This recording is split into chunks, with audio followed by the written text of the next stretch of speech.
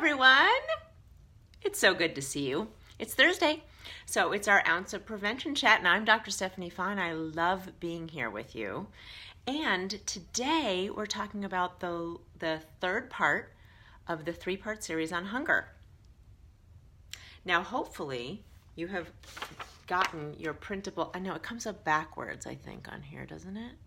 Well, I've got your printable version, because I am going to be talking about it again today. Getting the idea of your hunger level throughout the day is such a key part to understanding your hunger and how you can basically get it under control so you can satisfy it, get through with your day, not have to be thinking about food all the time, which is what happens when you start to get hungry. You start to think about food. It starts unconsciously, but then that's what happens. So if we feed our hunger, you can be productive with the things that really matter in your life. Not that food doesn't matter, but it just doesn't matter as much as helping others, doing your job, being there for your family, friends, whatever it is that you love to do, those things are infinitely more important than what you put in your pie hole. You know what I mean? And especially when we're talking about daily stuff, just to fuel your body, not like going out to a special meal, of course. So that's why the hunger scale and getting a handle on your hunger is such an important piece of this. Because, around here we like to talk about how you maintain your weight loss, especially once you've lost weight. You certainly can lose weight with these techniques, and knowing your hunger would absolutely help that. But I'm the most interested in how people maintain the weight loss forever. Because once you've done that hard work, let's not have to do that again, shall we? Let's just keep it. And there's lots of ways of doing that. So today in the third part of the three-part series, we're talking about emotional eating, which is such an important piece. We talked about getting over hungry in the first part. We talked about eating to satisfaction in the second one and not full, so not overeating. And in this one, we're talking about emotional eating. Now, the main thing about that, of course, is that emotional eating is not for hunger by definition. So physical hunger is that you're actually hungry, and emotional hungry means that you just want food. And the way that that has happened is over decades and decades of connecting, having certain feelings with soothing yourself with food. And most of us don't even realize that. We don't sit there and think, oh, I'm bored, I'm now going to eat. Although, let me tell you something, sometimes we'll do that too. But it just happens that you're like, what happens in your brain is, I'm bored, which again isn't necessarily conscious. And one of the main things you always do to fix that, because your brain is always thinking of how to fix things, is eating something. Because there's lots to do with that, right? You have to go get it. You have to then open it. You're deciding whether you're putting it in a dish, you're going to eat it. That takes a little time. So it actually works to heal boredom, right? But it's more calories than we need. And if we're not physically hungry, then there's absolutely calories we don't need. And those calories will just add to your day. So not only do they not fuel you, they don't help you with the energy you need for the rest of the day. They are literally extra calories, and that's sabotaging your weight loss or your maintenance effort. So this is why emotional eating, we need to curb it as much as possible. Now, how is the issue, right? One of the ways, remember, the important ways, is to know your physical hunger levels. And that's why we have like this. This is the free printable chart that you can get by going to stephaniefinemd.com/hunger. And by practicing knowing your levels. Everyone's levels are slightly different. You have to check in with yourself to figure those out. And practice is the only way to do that. But in terms of, this is what I wanted to talk about, is what are other ideas that we can do to comfort ourselves? Because here's the thing.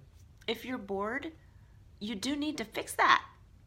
You don't have to fix it. You can feel boredom and you can sit in the boredom. That's an option, but you don't have to. But you also don't have to eat. So that's the point. So often what I'll talk to people about is physically making a list, literally writing down a list of what are things I can do when I'm feeling bored. Because the one that occurs to us without thinking is eating.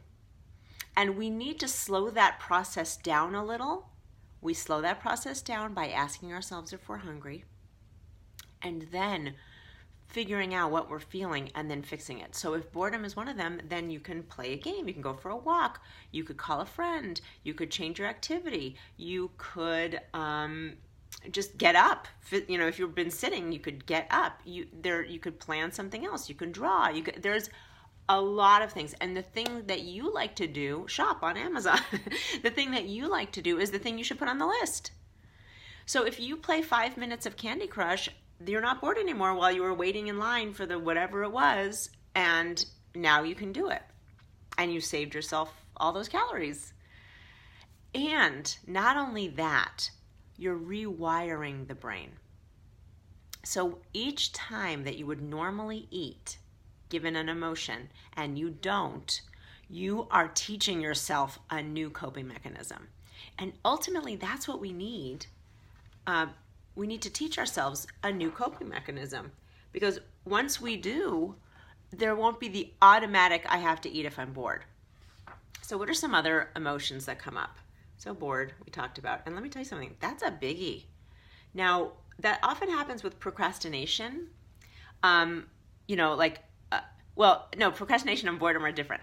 So when we know we need to do something, but we don't want to do it, a lot of times, I used to do this for studying in medical school.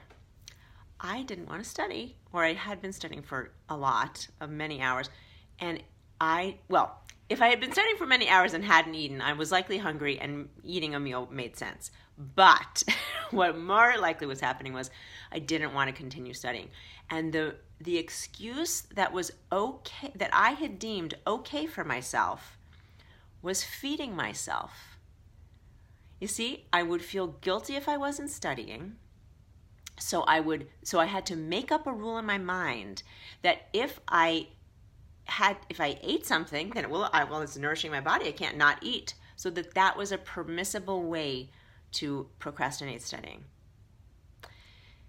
Now, if I was honest with myself, I could say I need a break. And it didn't have to include food. But many times it did, because that felt like the only safe place to do. Like, I have to eat, so no one could, tell me I can't eat. And so that was permissible. But it turns out you're allowed to say, I need a break.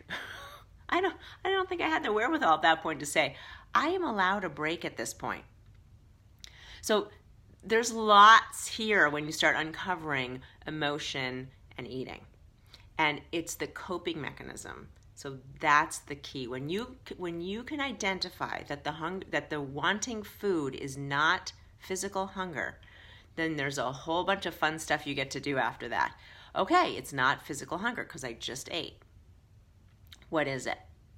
I'm avoiding something. I am feeling uncomfortable. I am lonely. I mean, all the uncomfortable feelings need soothing.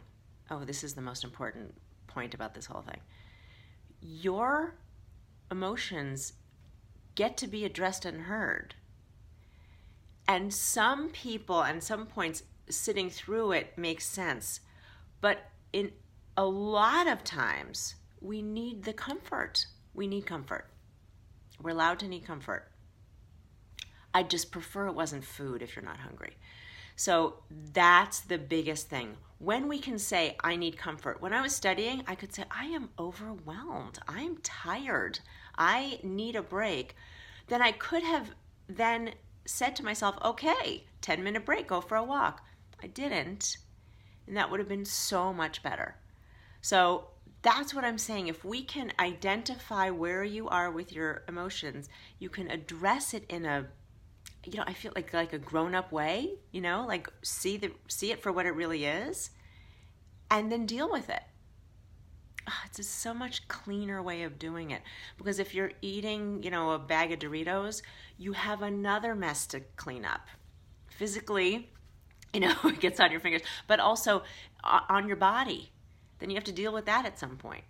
Are you going to eat later? Are you not going to eat later? How many calories was that? Now what am I going to do? I mean, there's a mess that you've created. But if you just deal with it directly, I need comfort. I need to sit by the fire. I need a blanket around me. I need to take a nap. I need to call a friend. Those things are so much more directly relate to the feeling.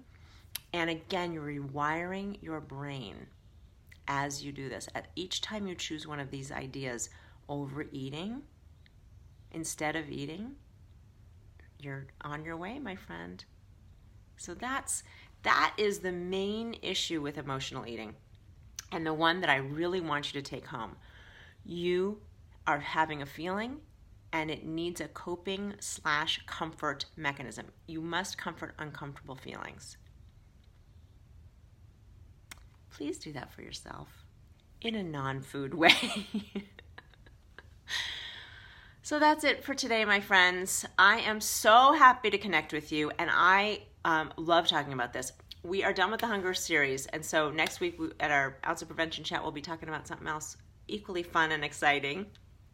And for now, I'd love for you, if you haven't gotten your printable hunger scale, go to stephaniefinemd.com/hunger.